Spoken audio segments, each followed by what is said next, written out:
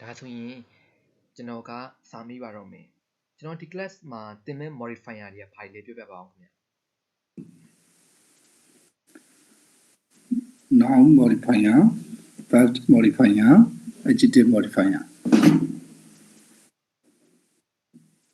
noun modifier verb modifier adjective modifier ဆိုတာဘာပါလဲခင်ဗျာ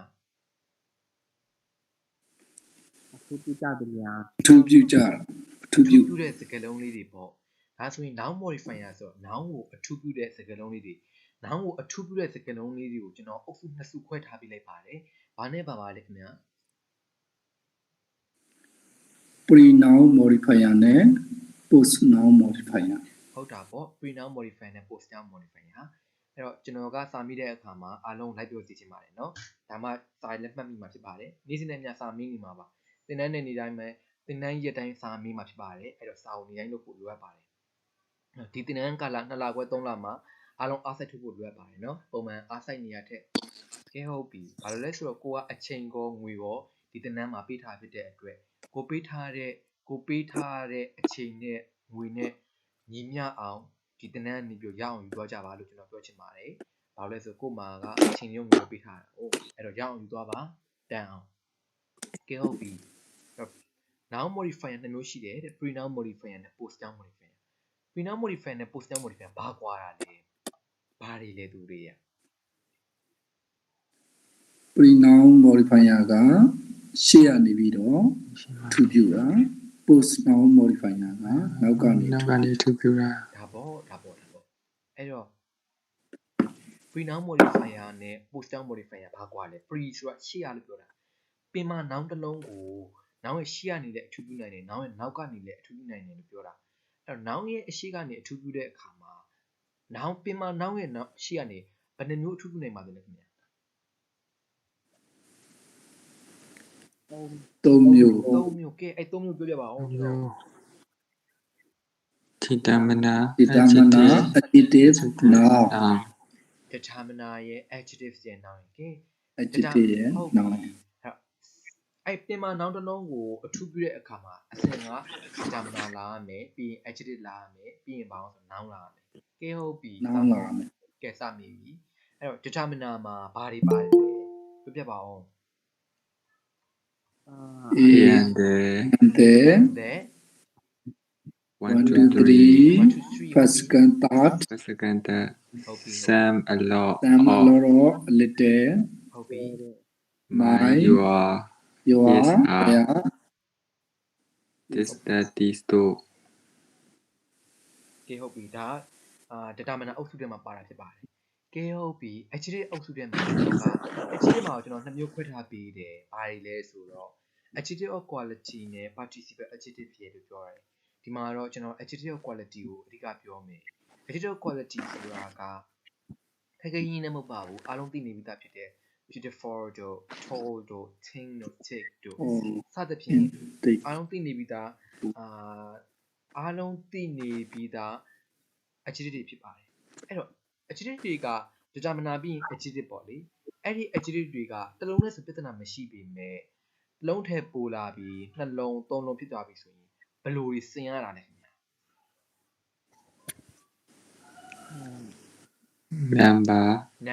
number opinion size shape ဟုတ်ပြီ shape color origin material and purpose material ပါတယ်ဟုတ်တယ်ပြီးတော့ purpose ဆိုပြီးတော့သူတို့အထူးပြုရကဲဟုတ်ပြီအဲ့ဒီကျွန်တော်သင်ခဲ့ပြီးသားအဲ့ဒီသင်ခဲ့ပြီးသားမှာနားမလည်ရတဲ့ရှိရင်ကျွန်တော်အခုမေးနိုင်ပါတယ်ပြန်မေးနိုင်ပါတယ်နားမလည်ရရှိ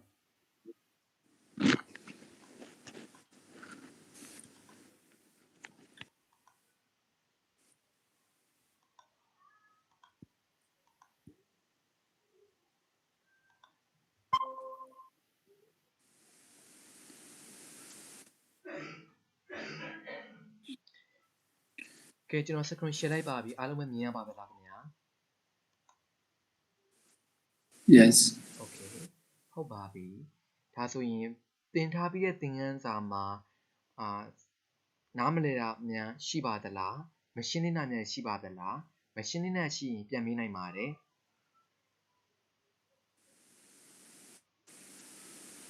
မရှိပါဘူး โอเค မရှိပါဘူးဆရာ ဟုတ်ပါပြီမရှင်းလင်းတာရှိတယ်ဆိုရင်နောက်သင်ခန်းစာတွေနေ့နေ့မှာပြန်ပြီးတော့မိနိုင်ပါတယ်ကဲဟုတ်ပြီဒီနေ့တော့ဘာသင်ပါလဲဆိုတော့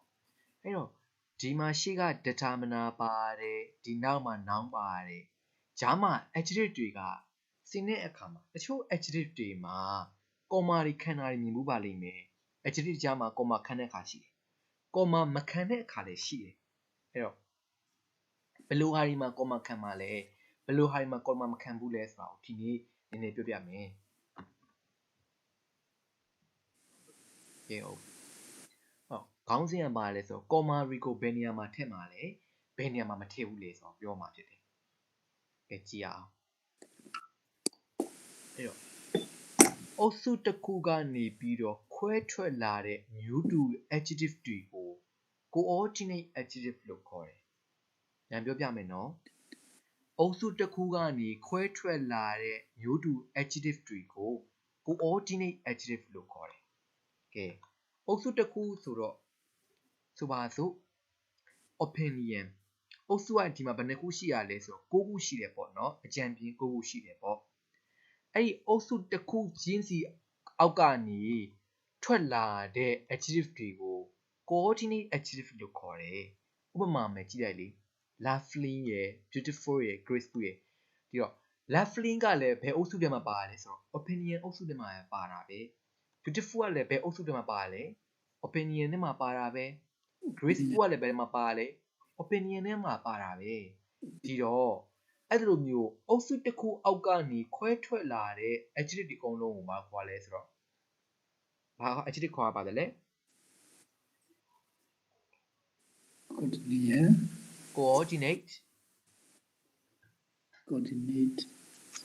coordinate adjective ဟုတ်တာပေါ့ဒါဆိုရင်big ကြီးတယ်ငယ်တယ်ရှည်တယ်စသဖြင့် size တွေပြောနေတယ်အဲ့လိုမျိုး size size တွေပြောနေတဲ့ adjective တွေအားလုံးဟာဒီစကားလုံးတွေအားလုံးကဘယ်အုပ်စုတွေကနေဆင့်သက်လာရလဲဆိုတော့ size okay size ဆိုတဲ့ခေါင်းစဉ်အောက်ကနေအတူတူပဲခွက်ထွက်လာအတူတူပဲမလို့သူတို့ကဘယ်ထဲမှာအကျုံးဝင်တာလဲ size ထဲမှာအကျုံးဝင်တာမလို့ဒီ adjective တွေကို size တို့ big တို့ small တို့ tall တို့အားလုံးကို coordinate adjective လို့ခေါ်ပါတယ်ဘာလို့ခေါ်ကဲ coordinate adjective ဆိုတာကဘယ်လိုဟာတွေကို coordinate adjective လို့ခေါ်ရလဲလို့မေးမယ်ဆိုရင်ဘယ်လိုဖြစ်မလဲခင်ဗျာအုပ်စုတစ်ခုအောင်လေခွက်ထွက်မျိုးတူ adjective ပေါ့မျိုးတူ adjective ပေါ့နော်အဲ့တော့အဲ့လိုမျိုးတူ adjective နှလုံးသုံးလုံးသုံးတဲ့အခါမှာဆင့်သုံးဒီမှာရှေ့ကဝကြတွေလို့ adjective တွေတော့အများကြီး opinion size age လို့စသဖြင့်အုပ်စုတွေမကွဲဘဲနဲ့တခုတည်းကနေပြီးတော့ပဲခွဲထွက်လာတခုတည်းကနေပဲအုပ်စုတခုတည်းအောက်က adjective တွေဆိုရင်တော့ဘာခံရမှာလဲဆို comma ခံရမယ် adjective တွေကိုရှင်းနောက်လဲသုံးလို့ရတယ် and နဲ့ဆက်ပြီးတော့လေရေးလို့ရတယ်ကဲပြန်ပြောပြမယ်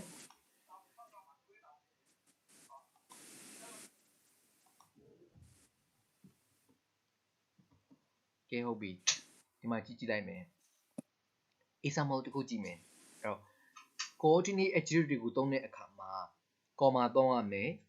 adjective တွေကိုရှင်းနောက်လဲလို့ရတယ်ပြီးရင်ပါအောင်ဆိုတော့ and နဲ့ဆက်ပြီးတော့ရေးရတယ် okay ကြည့် she wore a bright colorful dress she wore ဆိုတော့သူကဝတ်ပါတယ်တဲ့ဘာဝတ်စားဝတ်တာလဲဘာဝတ်စားဝတ်တာလဲအဝတ်စားတော့အဝတ်စားပဲလို့အဝတ်စားလဲ a bright colorful dress ကဲဟုတ်ပြီ a bright colorful dress ဆိုတဲ့စကားစုလေးမှာကျွန်တော်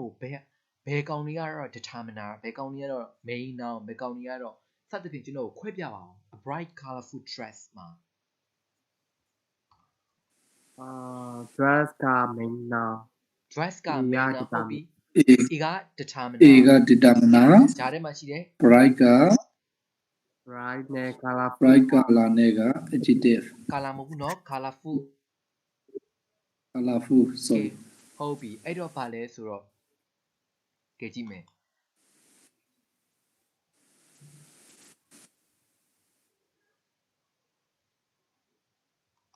အဲ့တော့ bright ဆိုတော့မြန်မာလိုပါလဲခင်ဗျ တောက်ပါတော့ တောက်ပါတယ် colorful ရောင်စုံတော့ ရောင်စုံတော့စသဖြင့် ရှောင်းဆုံး ဟုတ်တယ်အဲ့တော့ဟို bright ကလည်းပဲ opinion အောက်ကsorry အယောင်တောက်တော့ဆိုတော့အယောင်အောက်ကလာတယ်အယောင် color ဆိုတဲ့အယောင်အောက်ကလာတယ်အဲ့တော့ colorful ကလည်းပဲဘယ်အောက်ကလာတယ်လဲ she wore a fancy She wore a fancy dress beautiful dress to the party okay ကဲနောက်တစ်ခု the food was hot spicy and delicious ဒီ food ကဘာဖြစ်လဲ hot ပူတယ် spicy ဆက်တယ် delicious အရာပါရှိတယ်အရာပါရှိတယ်ဟုတ်တယ်အဲ့တော့ပူတယ်ဆက်တယ် delicious ဖြစ်တယ်ဆိုတာကဘာပဲလဲဆိုတော့ opinion ပဲသူ့ရဲ့ထင်မြင်ချက်ပါပဲပူတယ်ဆက်တယ်ဆိုတာကကဲအဲ့တော့ခေါင်းစဉ်ကွဲတစ်ခုအောက်ကနေပြီးတော့ဆင်းသက်လာတဲ့ adjective ဖြစ်တဲ့အတွက်ရှေ့နောက်လေလူရေးလို့ရတယ်အဲ့တော့ဒီလိုရေးကြည့်လိုက်မယ် the food was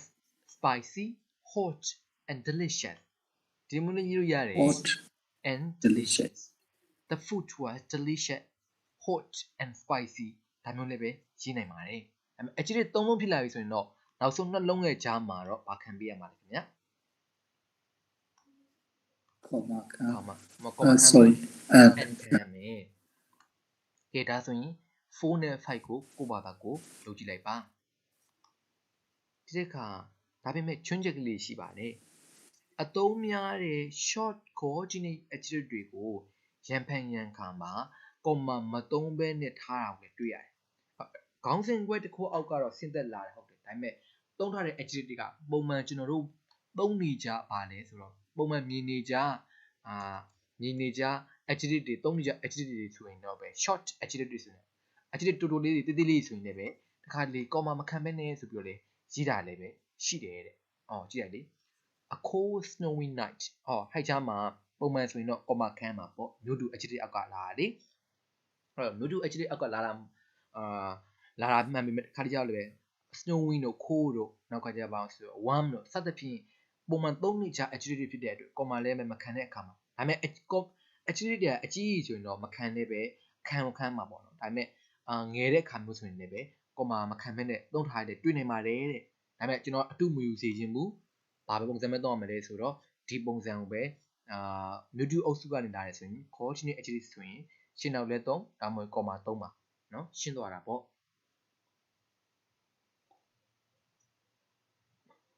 ကဲဒီတိနားမလည်နဲ့ရှိပါလားမေးပါဦးနားမလည်ရှိ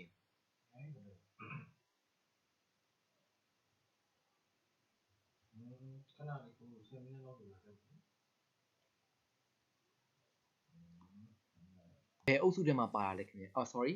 comma တွေပဲခံချက်လို့သိလားခင်ဗျာ လိုပါဘူး comma တွေခံလို့မရဘူးဟုတ်တယ် comma တွေမခံရဘူးနောက်ပြီးရှင်းနောက်လဲလိမ့်လို့ရပါသလား မရပါဘူး မရ မရပါဘူး ကဲဒီတိကဘာမှခိန်းတာမဟုတ်ဘူးဒါဆိုရင်ကဲကြည့်အောင်လေ့ကျင့်ခန်းတွေလုပ်ကြရအောင်ပါတဲ့မဲမောင်ရှည်လျားသောကြောက်စရာညတညာတဲ့ကဲဒါကလေ့ကျင့်ခန်း၅ခုဖြစ်ပါတယ်ကဲ example တစ်ခုလုပ်ကြည့်အောင်ပါမဲမောင်လို့ပြောထားပြီမဲမောင်ဆိုပြီးပြောထားပြီသင်္นานသားတွေကမဲမောင်ဆိုတာ noun လား adjective လားကိုယ်ပဲပြသိရမယ်မဲမောင်ဒီလိုပြောချင်တာလားမဲမောင်တော်လို့ပြောချင်တာလား တော့ မဲမောင်တော့ မဲမောင်တော့ okay ဒါ adjective ပေါ့မဲမောင်ရှည်လျားသောကြောက်စရာကောင်းသောညတညမဲမောင်ကတစ်ခုရှည်လျားသောကတစ်ခုကြောက်စရာကောင်းသောတစ်ခု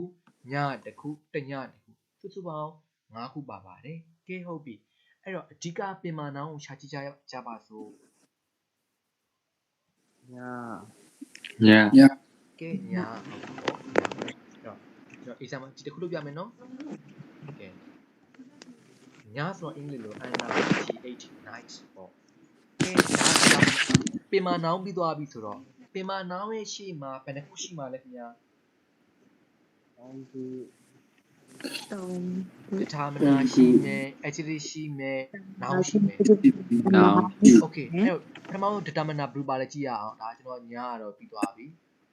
ညာကိစ္စပြတ်သွားပြီ okay determiner ကြည့်ရအောင် တိ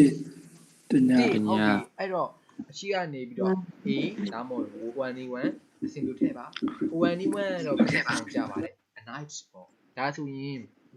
Night. ညပြီးသွားပြီတညကိစ္စပြတ်သွားပြီကဲရေးပြီမင်းမောင်ရှီလီယာတော့ကြောက်စရာတဲ့အဲ့သုံးခုကဘာတွေလဲ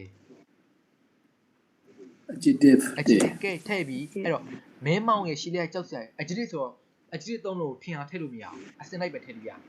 ကဲဟုတ်ပြီမင်းမောင်တာတဲ့မင်းမောင်တော့ဆိုတော့ဘာလဲ ဟာလာ ကာလာ Ta. Mata. Kala. ရှီလီယာတော့ side Side. Opinion. Side. ဟုတ်ပြီ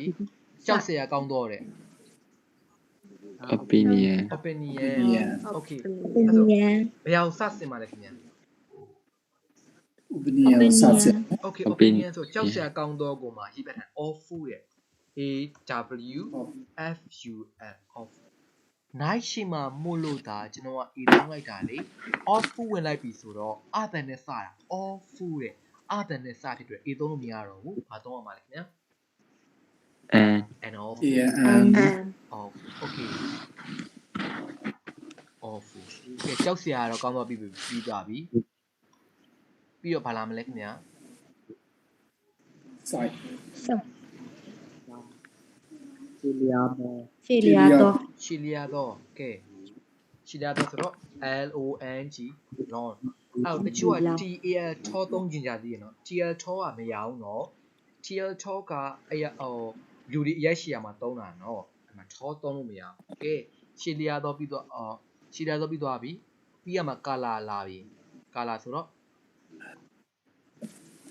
that ကာလာရေးပြီအဲ့တော့မဲမှာတော့ D A R K dark ဆိုတော့ an awful long dark night ကဲအဲ့တော့မှနားမလည်ရမြန်ပါလားကြည့်လိုက်ပါဦးဒါလေးရမ်းလွယ်ကူတယ်ရမ်းလွယ်တယ် Baba. ပေါင်းတော့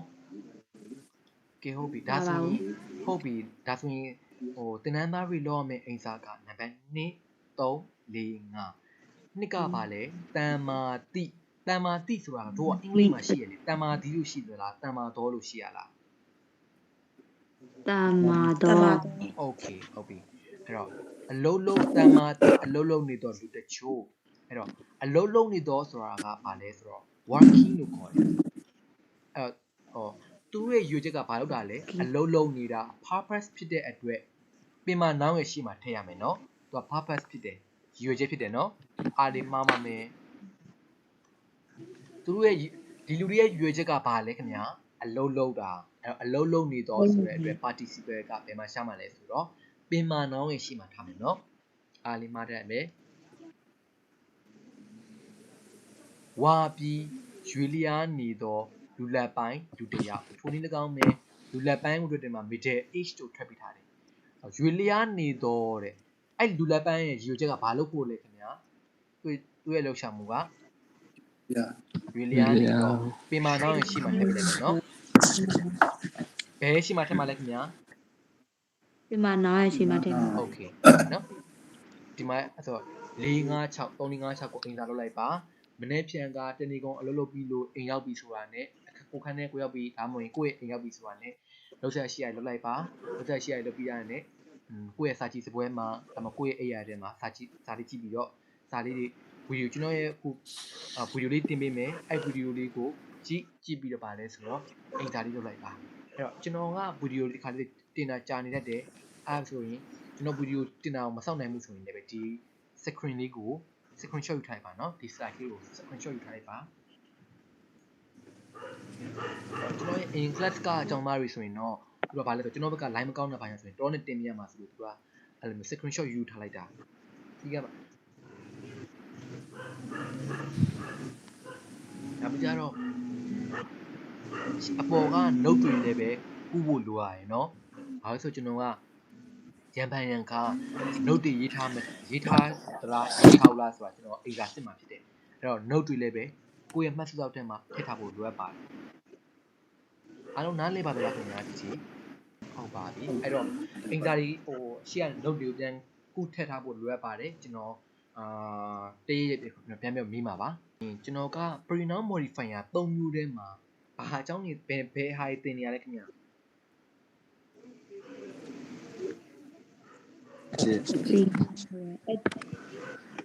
adjective ရဲ့ determiner adjective ရဲ့ဘာကြံသေးလဲခင်ဗျာ noun ဟုတ်တယ် noun အဲ့ noun သွားမယ်လေ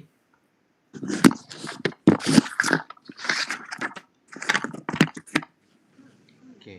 pronoun modifier ကဘယ်ဟုတ်ဘာလို့တင်မှာလဲဆိုတော့ noun အထူးပြုတာတင်တာ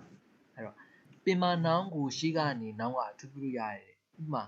ဆွဲကြိုးကိုအင်္ဂလိပ်ကို chain ခေါ်ပါစို့ရွှေဆွဲကြိုးတဲ့ဆွဲကြိုးတော့ဆွဲကြိုးပဲဘာဆွဲကြိုးလဲခင်ဗျာ ရွှေဆွဲကြိုး အော်ရွှေကိုအင်္ဂလိပ်လိုပြောခေါ်တယ်လေ gold chain ဒါပဲစာအုပ် book okay အပြီးတန်စာအုပ် dictionary book dictionary book ဒါပဲအဲ့တော့အပြီးတန်စာအုပ်မှာအပြီးတန်ကိုပြောချင်တာလားဒါမှမဟုတ်စာအုပ်ကိုပြောချင်တာလား စာအုပ် စာအုပ်ကိုအဲ့တော့ dictionary book ဆိုတဲ့စာအုပ်နှလုံးစကားလုံးနှလုံးမှာတောင်မှခွဲလိုက်မယ်ဆိုရင်ဘယ်သူကပင်မနောင်းဖြစ်ပြီးဘယ်သူကအထူးပြုရလဲ book ကပင်မနော်နေရ book ရအတူတူ ဟုတ်တယ် okay ဒါဆိုရင်သမိုင်းစာအုပ်ဆိုဘယ်လိုရေးမလဲခင်ဗျာ history book history book ကဲဟုတ်ပြီသိပ္ပံစာအုပ် science book ဟုတ်တယ်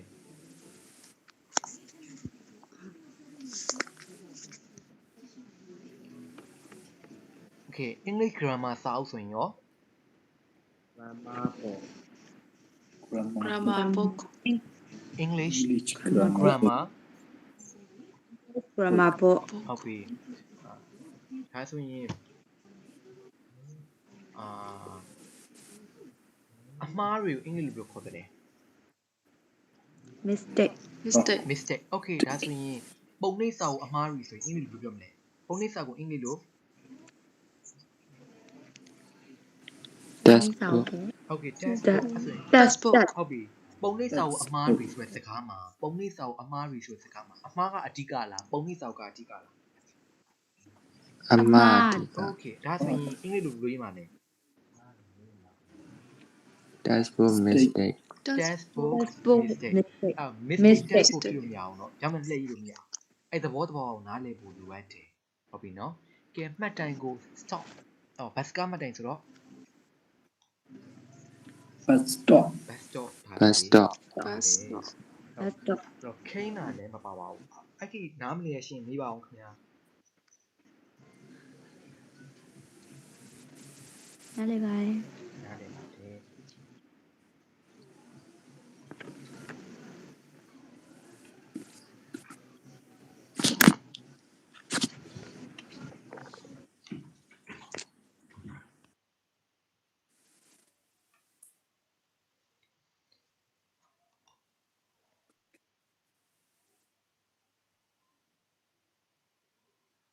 ကဲဒါဆိုရင်ကျွန်တော်ကသင်ခန်းစာအနည်းပြန်ချုံမယ်နောက်ပိုင်းမှာကစာရှင်းရမှာအရှိမလို့ pronoun modifier မှာအများကြီးလည်းမခက်ဘူးအဲ့တော့ကျွန်တော်ပြန်ပြောပြမယ် pronoun modifier မှာသင်ခဲ့ရတာ၃ခုရှိပါတယ် determiner adjective noun ဖြစ်ပါတယ်အဲ့၃ခုက noun ကိုအထူးပြုနိုင်ပါတယ်ကဲဒီတစ်ခါ pronoun modifier ၃ခုပြီးသွားတဲ့နောက်မှာဘယ်သင်ခန်းစာကိုသင်မယ်လို့ထင်ပါသလဲ post noun modifier post noun modifier ဒါပေါ့ကဲ post noun modifiers အဲ့တော့ post noun modifier ကိုအောက်ကရှင်းချက်ကိုနားမဖတ်ဖက်နဲ့တောင်မှအဓိပ္ပာယ်ကိုနားလည်နိုင်တယ်လေကဲဘယ်လိုနားလည်ထားတယ်လဲ post noun modifier noun ပင်မ noun ကိုနောက်ကနေတော့ ကနေတူတူอ่ะ ဟုတ်တယ်ပင်မ noun ကိုနောက်ကနေထူတယ်အဲ့ဆိုရင်ဒီစာကြီးမဖတ်အောင်ရတယ်noun တစ်ခုကိုသူ့နောက်ကနေအထူးပြုပေးနေတဲ့စကားလုံးလေးတွေ စကားစုလေးတွေဝကြပိုင်းလေးတွေကို post down modifier လို့ခေါ်ပါတယ်တဲ့အဲ့တော့ post down modifier တွေကိုအမျိုးအစားတစ်မျိုးစီခွဲပြောရမယ်အဲ့တော့အဓိပ္ပာယ်ကတော့နောက်တစ်ခုနောက်ကနေထူးပြမယ်အထူးပြတဲ့အခါမှာ तू ကဘယ်လိုလေးအထူးပြရလဲဆိုတော့စကားလုံးလေးတွေစကားစုလေးတွေဝကြတွေနဲ့အထူးပြမှာအဲ့တော့ဒီကပြောချင်တာကတော့ဘာလဲဆိုတော့ဆရာတို့ဆရာမတို့အင်္ဂလိပ်စာလေ့လာတဲ့အခါမှာသင်နေရတဲ့ phrase တွေ clause တွေကိုသင်မှာပေါ့အဲ့ဒါကိုပြောချင်ဟုတ်ပြီနော်အဲ့တော့ဘာလဲဆိုတော့ post down modifier ဘယ်နှခုရှိတယ်ဆိုတော့3ခုရှိတယ် post down modifier 3ခုရှိတယ်ဘာလဲဆိုတော့ 3ခု PHRASE အင်္ဂလိပ်လိုခေါ်တယ်ဘယ်နှဖတ်ကြည့်ပါဦး phrase phrase ဟုတ်ပြီ CLAUSE clause clause okay NOUNINAPPOSITION နောက်ရင် apposition okay အဲ့ဆိုရင် post now modifier ဘယ်နှခုရှိပါသလဲ 3မျိုး ဟုတ်တာပေါ့အဲ့ဆိုတော့ modifier နှစ်ခုမှာတစ်ခုစီမှာ3ခုစီ꿰နေတာပေါ့ကဲပထမဦးဆုံးက phrase ဒုတိယတစ်ခုက clause တတိယတစ်ခုက noun အဲ့တော့ phrase ဆိုတဲ့စကားလုံးကိုကြားဘူးပါသလား ကြားဘူးပါ ကြားဘူးတာပေါ့အင်္ဂလိပ်စာလေ့လာတဲ့ဒီ level ရောက်နေပြီကြားဘူးရမှာပေါ့ clause ကိုကြားဘူးပါသလား ကြားဘူးပါ ကြားဘူး ဟုတ်ပါ ပါ လေ ကျောင်း phrase ဒီ clause တွေသိပြီးတော့နောင်နဲ့ apposition ပြောမနေတော့ဘူးလေကဲ phrase မှာဘာ phrase တွေကြားဘူးလဲပြောပြပါအောင်ကျွန်တော် noun phrase noun phrase ဟုတ်ပြီ adjective phrase adjective phrase adverb phrase adverb phrase ဟုတ်တာပေါ့ကဲ clause မှာရောဘာတွေကြားဘူးတယ်လဲပြောပြပါအောင် clause မှာဘာဘယ် clause တွေကြားဘူးရတယ်လဲဘယ် clause တွေသိထားပါသလဲ noun clause noun clause adjective clause adverb clause adverb clause ကဲဆိုချင်တာက clause တွေ phrase တွေသိပြီးသားဆိုချင်တာပေါ့ဟုတ်လားသိပြီးသားကြီးပေါ့နော် ကြောက်တယ်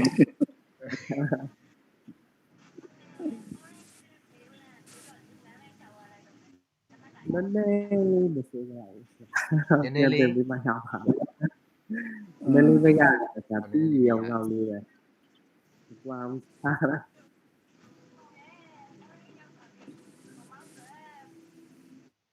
အဲ့တော့ဗာလဲဆိုတော့အားလုံးကလည်းပဲ phrase တွေ clause တွေကြားပြီးသားဆိုတော့ကြားဖို့ပြီးသားသုံးနေကြတာပေါ့နော်အဲ့တော့တားကြီးလည်းခက်ခဲမဟုတ်ပါဘူးပြန်နှွေးပြမယ်ပေါ့လေဟုတ်ပြီပထမဦးဆုံးကျွန်တော် phrase ကိုတွားကြစို့ phrase noun modifier မှာ phrase တောင်မှသုံးခုထပ်ခွဲပလိုက်တယ်ကျွန်တော်က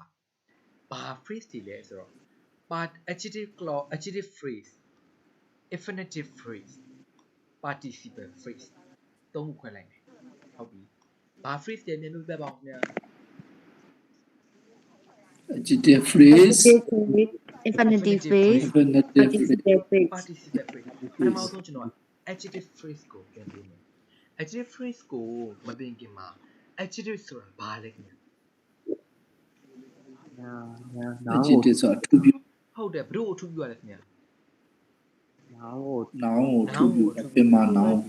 တော့ရှေ့မှာလည်းကျွန်တော်ပါခဲ့ပြီ adjective ပါဒါပေမဲ့ရှေ့မှာသင်ခဲ့တဲ့ adjective က noun ရဲ့ရှေ့ကနေအထူးပြမှာအဲ့တော့အခု adjective phrase ကတော့ post noun modifier ဖြစ်တဲ့အတွက် noun ရဲ့ဘယ်ကနေထူးပြမှာလဲခင်ဗျာ နောက်ကနေ နောက်ကနေထူပြ ကနေ ဟုတ်ပြီကဲကြည့်ကြဆိုအဲ့ကြည့်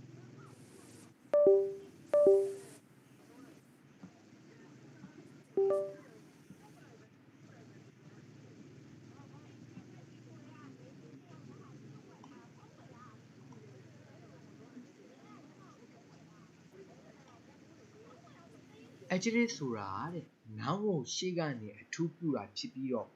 တစ်လုံးထည့်ပို့လာပြီဆိုရင် noun နောက်ကနေအထူးပြုရတယ်အဲ့တော့ဆရာတို့ဆရာမတို့စိတ်ထဲမှာဝေဝါးနေမှာပေါ့ adjective ချင်းအတူတူတောင်မှာပဲတချို့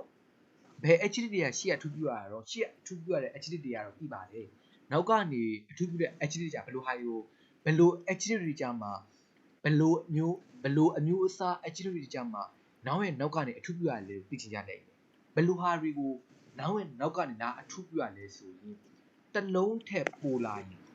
adjective ကဘာပြုလိုက်လဲဆိုတော့တစ်လုံးထက်ပိုလာတယ်ဆိုရင် noun ရဲ့နောက်ကနေအထူးပြုရမယ်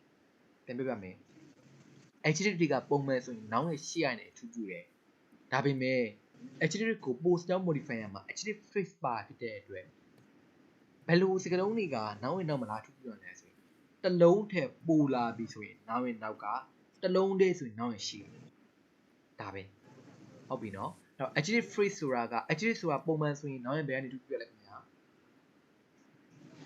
ရှေ့ရ ရှေ့ကနေဒါပေမဲ့ဘာဘယ်ချိန်မှာ noun ရဲ့နောက်ကနေဒါအထူးပြုမှာလဲ တလုံးထက် တလုံး တလုံးထပ်ပိုးရင် လာပြီဆိုရင်နောက်က နောက်ကနေဖြစ်ပြီးတယ် ဟုတ်တယ်တစ်လုံးထက်ပိုလာပြီဆိုရင်ဘယ်နှလုံးကစပြောလို့ရဆိုနှလုံးကစပြောလို့ရမယ်သုံးလုံးကစပြောလို့သုံးလုံးပြောရနှလုံးကနေစလို့နှလုံးသုံးလုံးလေးလုံးငါးလုံးတဲ့လောက်သုံးပြီးတော့အဲ့ဒါကဘာလဲဆိုတော့နောက်ကနေလာထူးပြုမယ်အဲ့တော့တစ်လုံးထက်ပိုလာပြီဆိုရင်အဲ့စကက်ပိုလာတာကိုကျွန်တော်တို့ကမြန်မာလိုမှာဆိုစကက်စုတစ်လုံးနဲ့ဆိုရင်တော့မြန်မာလိုမှာဆိုရင်စကက်လုံးလို့ပြောတယ်ဒါပေမဲ့တစ်လုံးထက်ပိုလာပြီဆိုရင်မြန်မာမှာဘာအောင်ဆိုတော့စကက်စုရဖြစ်သွားတယ်ဟုတ်တယ်တစ်လုံးနဲ့ဆိုရင်တော့စကက်လုံးဒါပေမဲ့တစ်လုံးထက်ပိုလာပြီဆိုရင်တော့စကက်စုဖြစ်လာတယ်အဲ့တော့အင်္ဂလိပ်မှာလည်းပဲအင်္ဂလိပ်မှာလည်းရှိရလေတစ်လုံးနဲ့ဆိုရင်တယောက်တည်းတွေယူပြိုကြီးအပြိုကြီးတွေတယောက်တည်းဆိုရင်ဘာလို့ဆို single လို့ခေါ်တယ်လေအဲ့ဒါစကက်လုံးစကက်လုံးကနေစကက်စုဖြစ်လာပြီဆိုရင်အဲ့ဒါကိုဘာလို့ခေါ်လဲဆိုတော့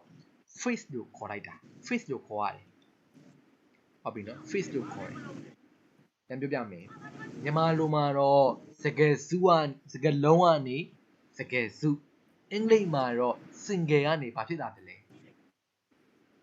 phrase phrase အဲ့ phrase ကမြန်မာလိုဘာပြောရလဲ စကားစု ဟုတ်ပြီအဲ့စကယ်စုကနောင်ရင်ရှိမှနေမှာနောင်နောက်မှလာနေမှာစကယ်စုဆိုကြတဲ့အနေ နောက်မှနေမှာ ဟုတ်တယ်အဲ့ဒီ adjective phrase ကိုဒီလိုမျိုးသဘောပေါက်တယ်ဆိုရင် adverb phrase မှာလည်းပဲ adjective phrase ဆိုရင် adjective အစု adverb phrase ဆိုရင် adverb အစုဟုတ်ပြီ noun phrase ဆိုရင် အစု နောက်အစ် နောင်စု ဟုတ်တယ် noun အစုရှေ့ကိုပြန်ကောက်ပြမယ်ကဲဒီမှာကြည့်ပါဦး NIJD night ညဆိုတဲ့စကားလုံးလေးကဘယ်နှလုံးလဲခင်ဗျ တလုံး တစ်လုံး noun တော့ noun ပဲ single noun ပေါ့ဒါပေမဲ့သူ့ရှိမှာအထူးပြုလိုက်ပြီး dark နဲ့အထူးပြုတယ် long နဲ့အထူးပြုတယ် awful နဲ့အထူးပြုတယ် an နဲ့အထူးပြုတယ်ဘယ်နှလုံးဖြစ်သွားတယ်လဲခင်ဗျ ဒီငါးလုံး အားလုံး အဲ့တော့ဒီတစုလုံးကိုကျွန်တော်ကအစုလို့ပြောလို့ရတယ်ဘာအစုလဲ noun အစုမလို့သူ့ noun phrase လို့ခေါ်လို့ရတယ် နောင်စု noun phrase noun အစု phrase နားလည်မယ်နော်နားလည်ပါလားခင်ဗျာ နားလည်ပါရဲ့ okay ဟုတ်ကဲ့နားလဲပါလေ ကဲဟုတ်ပြီအဲ့သွားမယ်အဲ့တော့တစ်လုံးထက်ပိုလာတဲ့စကားစုကို phrase လို့ခေါ်တယ် noun အထူးသဖြင့် adjective phrase လို့ခေါ်တယ်အဲ့တော့အဲ့ဒီ adjective phrase တွေကဆရာတို့ဆရာမတို့ပုံမှန်အတိုင်းသိနေတဲ့ adjective တွေနဲ့စမှာလားအဲ့စကားစုရဲ့စမှာဆိုမဟုတ်ဘူးဘာနဲ့စမှာလဲဆို preposition နဲ့စမှာဟုတ်ပြီနော် adjective phrase ကဘာနဲ့စမှာလဲခင်ဗျာ preposition ဟုတ်တယ် phrase adjective နဲ့ adjective လို့ပြောလိုက်ပြီးမယ် adjective လို့ပြောလိုက်ပြီးမယ်ဆရာတို့ဆရာမတို့သိနေပြီးသား beautiful တို့tall တို့ thick တို့ပါမှာမဟုတ်ဘူးဘာနဲ့စမှာလဲဆိုတော့ preposition နဲ့စမှာဒါကြောင့်မလို့ preposition နဲ့စတာမို့လို့အဲ့ဒီ adjective phrase ကို prepositional phrase လို့လည်းခေါ်နိုင်ပါတယ်တဲ့ကဲပြန်ပြောပြမယ် adjective phrase ကဘာနဲ့စနိုင်လဲဘာနဲ့စမှာ preposition နဲ့စမှာ preposition နဲ့စမှာ ဒါကြောင့်မလို့ preposition နဲ့စတာမလို့ဘာ phrase ခေါ်နိုင်လဲ preposition phrase prepositional phrase ဟုတ်ပြီ preposition phrase ဟုတ်တယ် prepositional phrase လို့ခေါ်မှာအဲ့တော့အဲ့ prepositional phrase ကိုပြန်ပြောပြ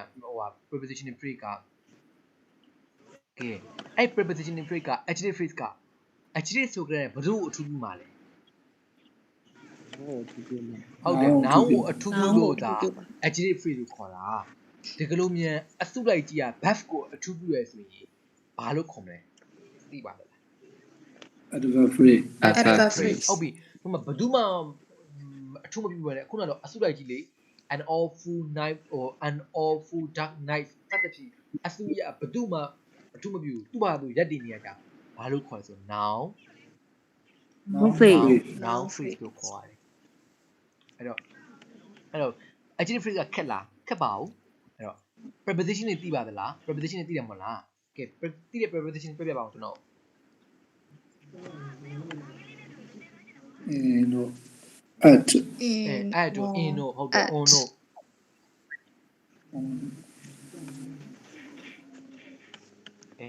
add တို့ on တို့ in တို့ under တို့ below တို့ beside တို့ near တို့ next to တို့ behind ဟုတ်တယ်အဲ့ဒါတွေအားလုံးကပါလို့ preposition တွေပဲ preposition တွေ phrase လုပ်ချင်ရင်ဘာလို့ဘာ preposition တစ်ခုလို preposition ရှိရမယ်နောက်ကဘာလိုအပ်တယ်လဲဆိုတော့ဟို noun တစ်ခုရယ် prepositional phrase ကဘာနဲ့ဘာနဲ့ပေါင်းထားလဲဆိုတော့ preposition နဲ့ဘာနဲ့လဲ noun နဲ့ပေါင်း noun တာ နဲ့ noun နဲ့ပေါင်းတာ ဟုတ်ပြီကြည့်ဒီမှာကြည့်လိုက်ပါ example တစ်ခုပြထားတယ် ina နဲ့ ina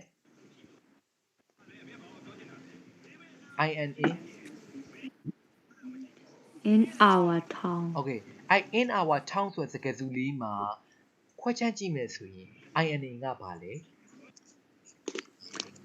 preposition preposition our town ကဘာလဲခင်ဗျာ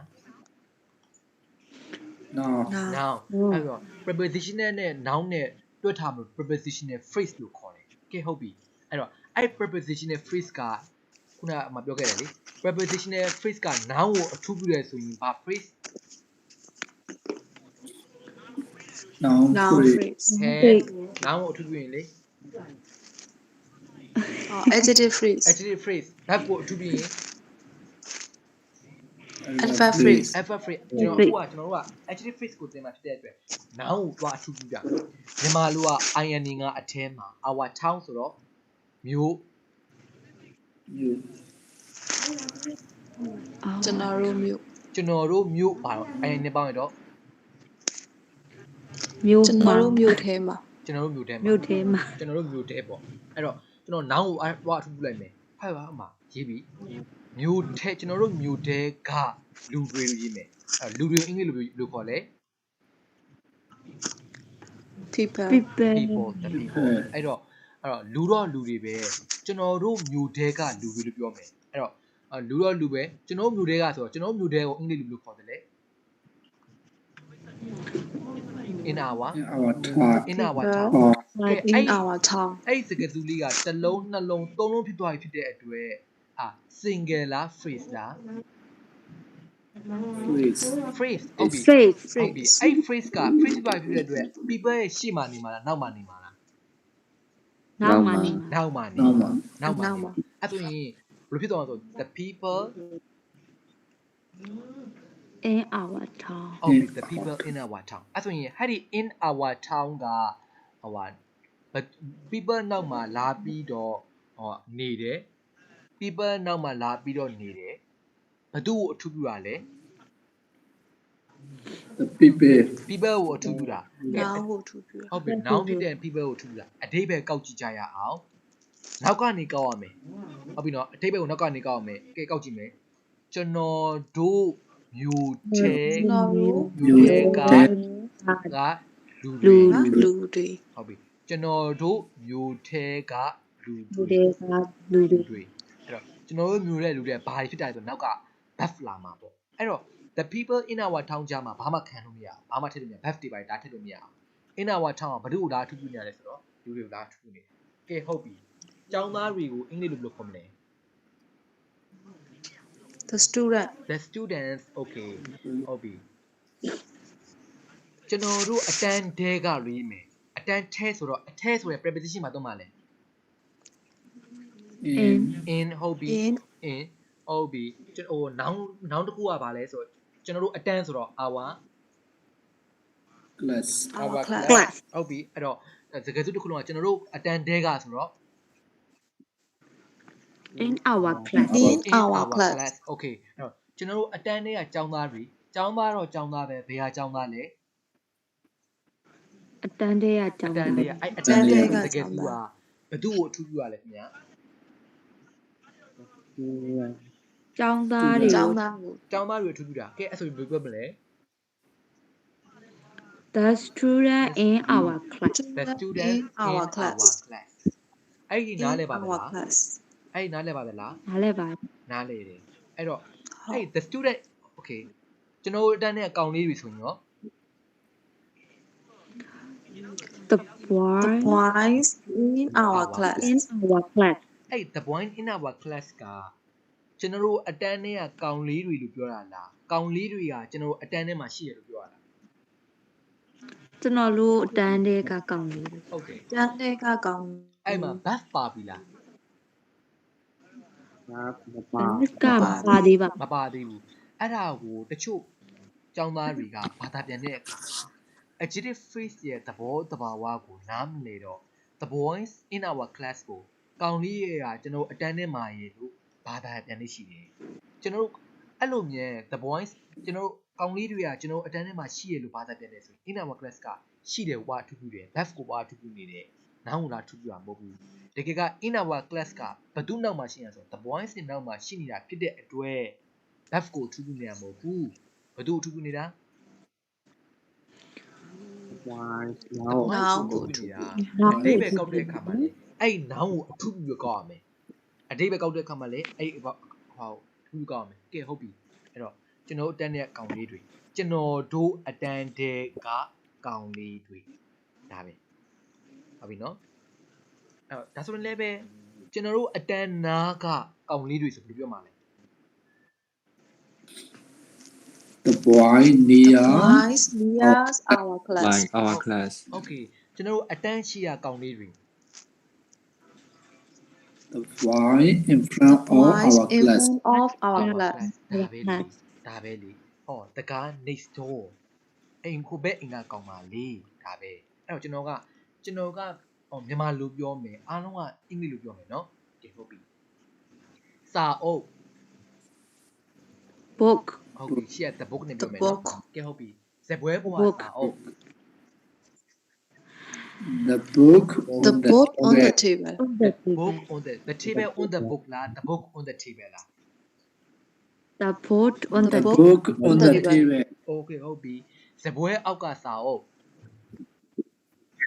the book the under boat enter on the the table table under the table ဟုတ်ပြီကလထိုင်အောက်ကကြောင် the the cat cat under the chair under the shade ဟုတ်ပြီ the cat under the chair ဟုတ်ပြီကွန်ပျူတာနားကစာအုပ် the book near the computer ဟုတ်ပြီ book near the computer ဟုတ်ပြီပတ်စံအိတ်ထဲကပတ်စံ the the man money in my purse in in in the purse ယောက်ျားလေးကဟောတယ်ပေါ့မိန်းကြီးက pass ပေါ့ဟုတ်တယ် okay ကျွန်တော်ရင်တဲ့ဒါမှမဟုတ်ကျွန်တော်ရဲ့နှလုံးသားဒါမှမဟုတ်ကျမရဲ့နှလုံးသားတွေကအချစ်စစ်အချစ်မှန်ကိုအင်္ဂလိပ်လို true love true အေးဟုတ်တယ် True အဲ့ love တော့ကျွန်တော်ရင်တဲ့ဒါမှမဟုတ်ကျမရဲ့နှလုံးသားတွေကအချစ်စစ်အချစ်မှန် true love in my true heart love in my heart true love in my heart True okay love. true love in my heart okay ဟုတ်ပြီဒါဆိုရင်ကောင်းကင်ကကြယ်တွေ in နဲ့တော့မယ် the star the the sky star in the star sky in the sky in the sky stars in the oh sky on the အဲအုံမြောင်း star အင်မရ in the in the sky အုံမြောင်းတော့မြန်မာလိုမှာကောင်းကင်ဘောဆိုပြီးတော့အပေါ်ဆိုပြီးတော့ ON ကိုသုံးတတ်တယ်မသုံးရဘူး IN နဲ့မသုံးရ star ဘူးเนาะ in the sky in the sky ဟုတ်ပြီမြစ်ထဲကလှေတွေမြစ်ထဲဆိုရင်မြစ်ရဲ့ရေထဲမှာမဟုတ်ဘူးမြစ်ရေပြင်အပေါ်မှာကိုအင်္ဂလိပ်တွေက ON နဲ့သုံးတာမြန်မာစကားမှာတော့မြစ်ထဲကလှေတွေလို့အထဲနဲ့ပြောပြီးမြင်အင်္ဂလိပ်တွေကじゃမြစ်ရေပြင်ဘောဆိုပြီးသဘောနဲ့ ON နဲ့သုံးမယ်မြစ်ရေပြင်ဘောကလှေတွေ the the water boat on the river boat the boat on the boat on the river ဟုတ်တယ် boat on the river ဟုတ်တယ် on ဟောရေဘူးတွေကရေ the water in the bottle the boat in the boat okay ဟုတ်ပြီအိမ်ထဲကလူတွေ The people in The the people house. in people in the house okay ဒီတစ်ခါ The house. စပွဲပေါ်ကပန်းတွေ the flower on the table. on the table the flower on the The On the table. table. ဟုတ်ပြီအန်ဆွဲတဲ့ကဘောပင်တွေ The pencil. The The pen in the pen in drawer. the drawer ဟုတ်ပြီအဲ့တော့ဒါကိုနားလဲဆိုရင်ဟုတ်ပြီအဲ့တော့အန်ဆွဲတဲ့ကဘောပင်တွေဆိုတော့အန်ဆွဲတဲ့ကဘောပင်တွေဆိုတဲ့စကားကပြည့်စုံပြီလား မပြည့်စုံ ပြ သေး ည့်စုံသေးဘူးအဲ့တော့ ဒီပါ နောက်ကနေပြည့်စုံဖြည့်ပြရတယ်အန်ဆွဲတဲ့ကဘောပင်တွေကအနီတွေဆိုရင်ဘယ်လိုပြောမလဲ the pants The pen in the drawer pens in the drawer in the drawer The pen on the in the Right. drawer are are red. red Red. ဒါပဲလေဟုတ်တယ်ဒါပဲပေါ့အဲ့တော့ဗာလဲဆိုတော့ okay စပွဲပေါ်ကစာအုပ်တွေကထူတယ်ထူတော့အင်္ဂလိပ်ကို thick လို့ခေါ်တယ်ကဲပြောကြည့်ပါဦး Thick. The book on The the book on the table are thick. are thick. okay the book on the table is thick စာအုပ်တွေကဆိုအားပေါ့နော် okay ကဲဒါဆိုရင်နားလည်မလား နားလည်ပါတယ်ဗျာ Okay, နားလည်ပါတယ် okay ဒါဆိုရင် the man in the street တဲ့ the man in the street ဆိုတော့အဲ့ဒါဘာအဓိပ္ပာယ်လဲ လမ်းထဲကလူတွေ လမ်းတဲ့လူလားခင်ဗျာ နည်းနည်းကလူ လမ်းတဲ့က ဇာလူပေါ့ ဟုတ်တယ်လမ်း က တဲ့က လူ ဟုတ်တယ်လူကလမ်းထဲမှာရှိရလို့ပြောတာမဟုတ်ဘူးလမ်းတဲ့ကလူလို့ပြောတာ ဟုတ်ပါဘူး ဟုတ်တယ် တဲ့ကလူ ဟုတ်ပြီအဲ့တော့ကျွန်တော်မြန်မာနိုင်ငံမှာလေ1980လောက်ကစပြီးတော့ English market ဟိုဟာလေအင်္ဂလိပ်စာသင်သားတွေအတွက်အင်္ဂလိပ်စာလေ့လာနေတဲ့သူတွေအတွက်အင်္ဂလိပ်စာဆရာကြီးတွေကနေပြီးတော့စာတွေရေးပြီးတော့ထုတ်တဲ့စာဆောင်တစ်ခုရှိတယ်။ဘာလဲဆိုတော့ English for all တဲ့ English for all ဆိုတဲ့ဟာကမြန်မာလူဘာပြောချင်တာ အလုံးအတွက် English စာ အားလုံးအတွက် English ဟုတ်တယ်အားလုံးအတွက်အင်္ဂလိပ်စာပြောတာအဲ့ဒါကိုတချို့က line ပေါ်မှာဆိုရင် internet ပေါ်မှာဆိုရင်အင်္ဂလိပ်စာအားလုံးအတွက်ဖြစ်သည်ဆိုပြီးတော့ရေးရရင်နော်မှားတယ် for all ကဘယ်သူ့ကိုအထူးပြုတာလဲ English စာ English ကိုအထူးပြုတာ အဲ့တော့ဒီ English for all မှာပင်မာနောင်းကဘယ်ဟာလဲဆိုတော့ဒီတဲ့ the man in the street မှာဆိုရင်ပင်မာနောင်းက ambient man ဖြစ်တယ်ပင်မာနောင်းက ambient man ဒါမှ in the street ကနောက်ကနေထူတယ် th တဲ့ကရှေ့ကနေအထူးပြုတယ် determinant ထူတယ်အဲ့ဒါကိုကိုယ်မျိုးလုံးထဲမှာကွက်ကွက်ကွင်းကွင်းနေတဲ့ကဲဟုတ်ပြီ art for the people ဒီမှာ people ကပြည်သူတွေလို့ပြောတာကဲအဲ့ art for the people ကဘာလဲပြောပြပါအောင်ကျွန်တော် ပြည်သူတွေအတွက်အနုပညာ ပြည်သူအတွက်အမှုပညာ ဟုတ်တယ်ပြည်သူအတွက်အနုပညာအဲ့ဒါကိုတချို့ကအနုပညာဒီပြည်သူအတွက်ဆိုပြီးတော့ဟိုတုန်းကစာအုပ်တွေမှာဆိုလည်းပါသေးတယ်ကိုတို့ကဘာခေတ်ညာခေတ်အဲ့လိုမျိုးတွေမှာအဲ့ခေတ်စားသေးတယ်ကဲ art for art ဘာပြောရလဲ လူပညာ အနုပညာအတွက် အနုပညာအတွက်အနုပညာဟိုတုန်းကအနုပညာဆိုတာကပြည်သူအတွက်ဖြစ်ရမယ်ပြည်သူအတွက်အနုပညာတို့အနုပညာတွေပဲအနုပညာရှိတာတို့အဲ့ခေတ်တွေရှိခဲ့သေးတာ哦အဲ့ခေတ်မှာပေါ်ခဲ့တဲ့စကားတွေဖြစ်တယ်အဲ့ကိုကအတိတ်ပဲနဲ့မှန်မှန်ကောက်တတ်ဖို့လိုအပ်တယ်နော်ကဲအဲ့ဒီမှာ adjective phrase မှာနားမလဲတာရှိရင်ကျွန်တော်ပြောပြပါအောင်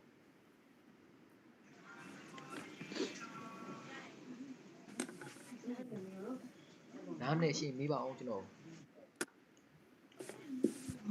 လောဟွာကဟွာလေးလို့ဟောင်း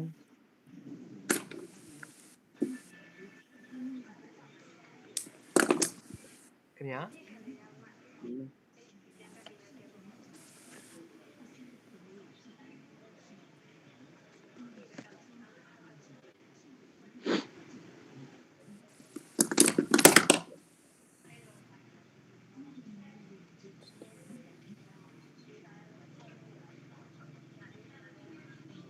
noun ကိုအထူးပြုရမလို့ adjective phrase လို့ခေါ်ပြီးတော့ verb ကိုအထူးပြုလို့ရှင်တော့ verb space လို့ခေါ်ရတာဟုတ်ပါ adverb space လို့ခေါ်တာပေါ့နော် ဒါပေါ့ that's ကိုမဟုတ် hey in our town ဆိုတဲ့စကားစုလေးက adverb phrase မှာလည်းပါအောင်ပါလေဒါပေမဲ့ဟို adjective phrase မှာလည်းဒါပါရင်နော်အဲ့တော့သူ့ရဲ့လှုပ်ဆောင်ပုံကဘာလဲ in our town ဆိုတဲ့စကားစုလေးက phrase လေးက noun ကိုလာအထူးပြုနေလို့ဒါသူက adjective phrase ကိုခေါ်ပါပေမဲ့ hey in our town ရဲ့ verb ကိုသွားအထူးပြုတဲ့အခါမှာဘာလို့ခေါ်မလဲဆိုတော့ adverb phrase ကိုခေါ်မှာပဲဟုတ်ပြီနော်အဲ့တော့ကျွန်တော်တို့က in our town ဆိုတဲ့စကားလုံးလေးကိုမြင်တာနဲ့ adjective phrase လား adverb phrase လားမခွဲနိုင်ဘူးအဲ့တော့ तू ကဘသူ့ကိုအထူးပြုတာလဲအထူးပြုတဲ့ကောင်ပေါ်မူတည်ပြီးတော့အထူးပြုတဲ့ကောင်ပေါ်ကိုကြည့်ပြီးရမှာခွဲလို့ရတာ in our town ဒီမှာဆိုရင် people ကိုအထူးပြုလို့ကကျွန်တော်တို့က adjective phrase နဲ့ပြောနေနိုင်ပြီမဲ့တစ်ချိန်ချိန်မှာ in our town ကပဲ verb ကိုလာထူးပြုမှာပဲအဲ့ဒီအခါမှာ adjective phrase ကိုမခေါ်နိုင်တော့ဘူး adverb phrase ကိုတစ်ခါပြန်ခေါ်အောင်ပါအဲ့တော့ဆရာတို့ဆရာမတို့သင်တန်းသားတွေကဟဲ့စကားစုလေးကိုမြင်တာနဲ့ adjective phrase လား adverb phrase လား in our class တို့ next door တို့ in our class တို့ in the street တို့ for all တို့ဟာ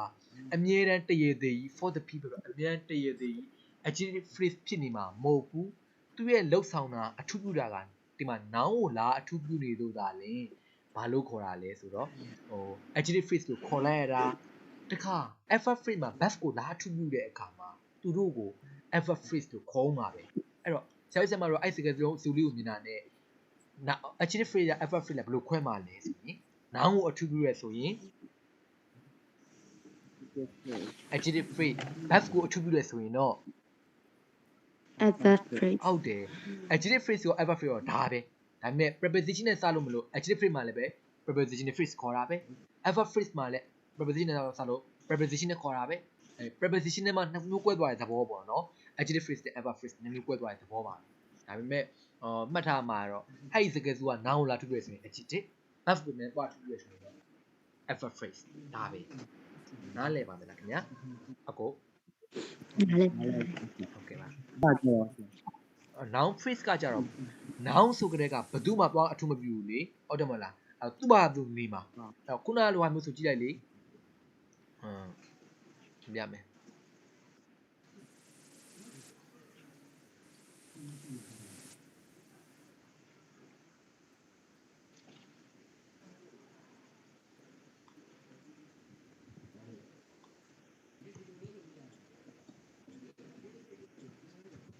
ကဲကြည့်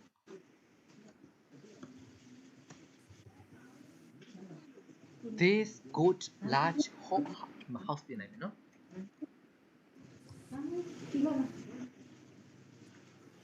ဟုတ်ကြည့် this good large house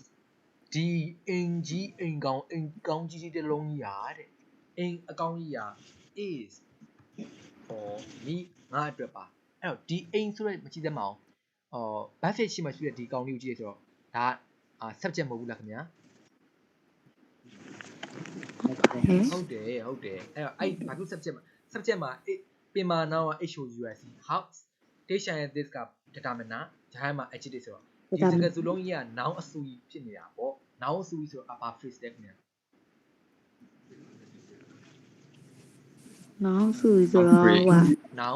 noun phrase ဟုတ်ပြီအဲ့ noun phrase ကကြည့်လိုက်လေဒီအိမ်ကောင်းကြီးရာငါအတွက်ပါတယ်အိမ်ကြီးအိမ်ကောင်းကြီးကငါအတွက်ပါတဲ့ဘသူ့သွားထူးပြုနေတော့ဘသူ့မှသွားအထူးပြုမနေဘူး noun phrase ရဲ့သဘောတရားပါလေဘသူ့မှသွားအထူးမပြုတကယ်လို့မြန်ဟုတ်ပြီ IS ကိုဖြုတ်လိုက်မယ်ဆိုရင်ဘယ်လိုဖြစ်သွားမှာလဲ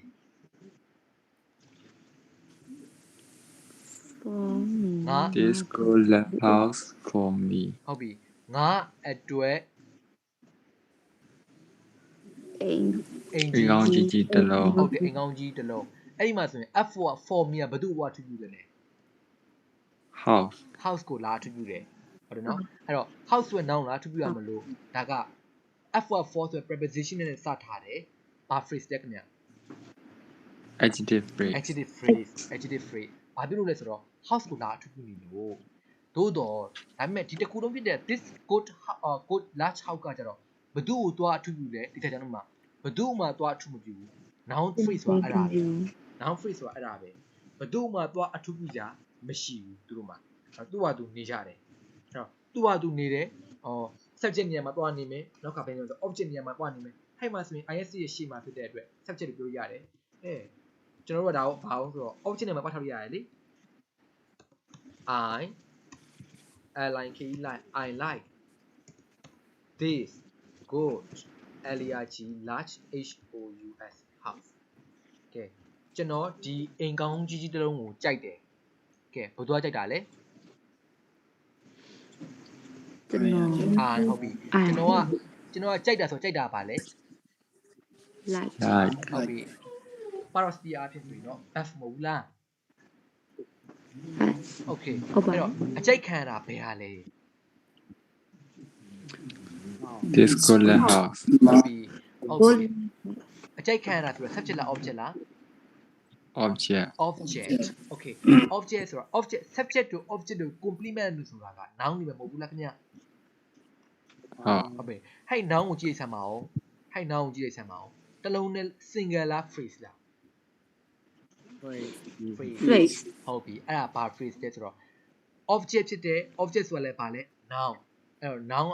single လား phrase ဆိုတော့ phrase ဖြစ်တဲ့အဲကြောင့်ဒါကြီးကဘာ phrase noun phrase noun phrase noun ဘယ်သူ့ဘွားထူးထူးလဲ like ရဲ့အကြိုက်ခံရတယ်ဘယ်သူ့မှလည်းဘွားထူးထူးသူ့ဟာသူနေတယ် object နေရာမှာနေတယ် subject တို့ object တို့ဆိုတော့ဘယ်သူ့မှဘွားထူးထူးရမဟုတ်သူ့ဟာသူရက်တည်နေရဖြစ်တဲ့အတွက် noun phrase တို့ noun ကဘယ်သူ့ကိုမှသွားအထူးမပြုပါဘူး adjective တို့ adverb တို့ကပါလေ adjective တို့ adverb တို့ကပါလေသူများကိုသွားအထူးပြုတယ်သူများကိုသွားအထူးပြုတယ်ကိုယ့်အကိုအေးစစ်စစ်မြင်နေကိုသူများကိုသွားပြီးတော့အထူးပြုတယ် noun ကတော့ကိုယ့်ဘာသာကိုနေတယ်ဒါပေမဲ့ချွင်းချက်ကပါလဲဆိုတော့ pre-noun modifier မှာတော့ noun ကြီးအထူးပြုပါတယ်နော် single မှာတော့လာထူးပြုလို့ရတယ် phrase မှာတော့ဘာထူးမပြုနဲ့ပေါ့ဒါပဲညမလားခင်ဗျာ ရပါတယ်ဟုတ်ပြီ post စာမေးပါတော့မယ်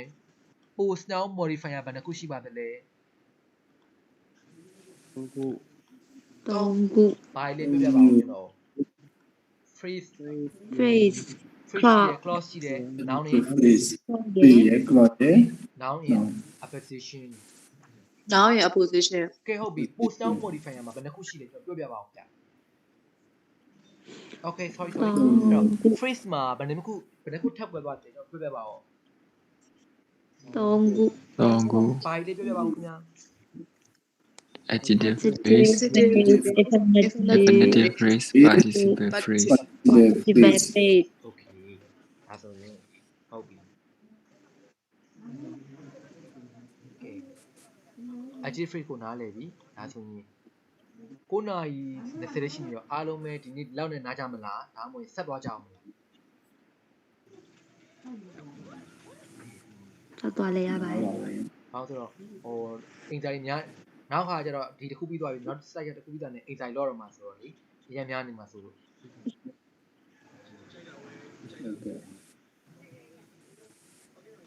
ကဲဟုတ်ပါပြီအဲ့တော့သင်ခန်းစာမှတ်မိလိုက်တဲ့လူတွေလည်းပဲအင်ဂျာလေးလိုက်ပြီးမှီနိုင်အောင်ကျွန်တော်လောက်နေနားပေးလိုက်ပါမယ်အားလုံးဒီနေ့သင်တဲ့သင်ခန်းစာကိုကျွန်တော်ကတင်ပေးမယ်ကျွန်တော် chat ပါလေ Telegram group လည်းဖွဲ့ပေးထားပါမယ် Telegram group မှာတော့ဗီဒီယိုလေးတွေ download အဆင်ပြေနေမယ် group ထဲမှာ Facebook ထဲမှာတော့ဗီဒီယို download လုပ်ရတာအဆင်ပြေမှာမဟုတ်ဘူးအဲ့တော့ကျွန်တော်က Telegram group လေးဖွဲ့ပေးလိုက်ပါမယ်အဲ့မှာ group လေးလိုက်ဝင်လိုက်ကြပါပြီးတော့ကျွန်တော်သင်ခန်းစာဒီနေ့မှာ3ရက်ဖြစ်သင်တန်း3ရက်ဖြစ်တဲ့အတွက်ရှေ့ကနှစ်ခုကိုမတက်လက်လူတွေကပြချလုပ်ထားပြီးပါပြချလုပ်ထားပြီးပါဒီနေ့ပေးထားတဲ့အင်တာကမနေ့ဖန်ညမှာပြီးတာနဲ့ထပ်ပေးပါเนาะအားလုံးပဲနားလည်မယ်เนาะဟုတ်ကဲ့ပါဒါဆိုရင်ဒီနေ့ညသင်ခန်းစာကိုမနေ့ဖန်မှာကြည့်မယ်ကြည့်လို့မှနားမလည်ရရှိရင် Messenger မှာမေးနိုင်ပါတယ်ပြီးနောက်နေ့မှလည်းမေးနိုင်ပါတယ်ကဲဟုတ်ပါပြီဒီနေ့သင်ခန်းစာတော့ဒီလောက်ပါပဲခင်ဗျာအားလုံးပဲကျမ်းမာကြပါချမ်းသာကြပါစေခင်ဗျာကောင်းသောညလေးပါခင်ဗျာ